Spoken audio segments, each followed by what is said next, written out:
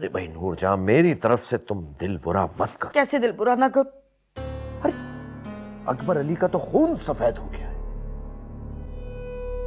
यानी मुझ तक से छुपाया गया निकाह।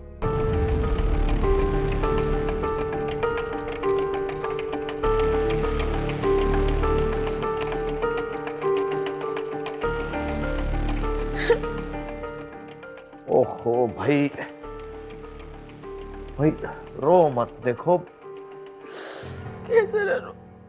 क्या कसूर था मेरी बच्ची का भाई साहब? अगर आप मुझे वक्त पे बता देते तो कम से कम जाके मैं ये निकाह तो रुकवा देती।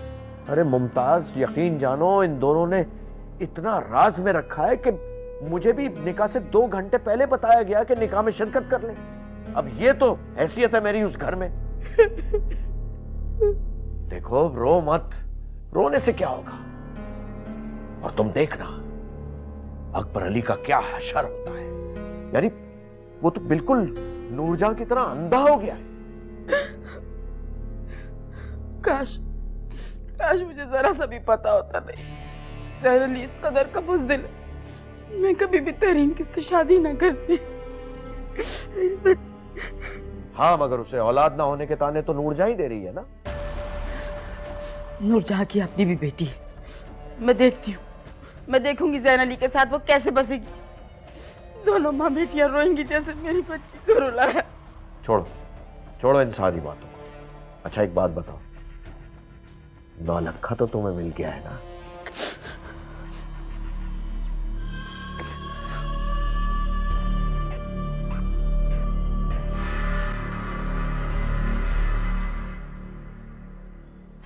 आज बहुत दिनों बाद बड़े सुकून की नींद आई मुझे।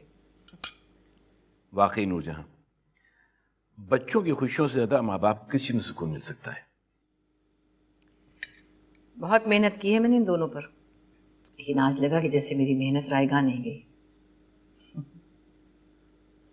अरे भाई, हाँ, देखो तो तुम्हारी मियाँ की प्लेट खाली पड़ी है, कोई नाश्ता वाश्ता बनवाओ उसके लिए। नहीं बड़ी अम्मी, मैं सिर्फ चाय लूंगा। सैफ मुझे चाय डाल देना। और तुम भी तो कुछ खाओ, जैन को तो जबरदस्ती खिलाना पड़ता है, क्या तुम्हें भी जबरदस्ती खिलाना पड़ेगा? भूख नहीं अम्मी। देखा, शर्मा रही है तुम्हारी बीवी।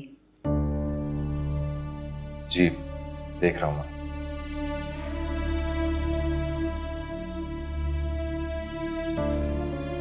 कि तुम लोग कुछ दिन के लिए घूमने फिरने क्यों नहीं चले जाते? वो ऑफिस से छुट्टी नहीं मिलेगी।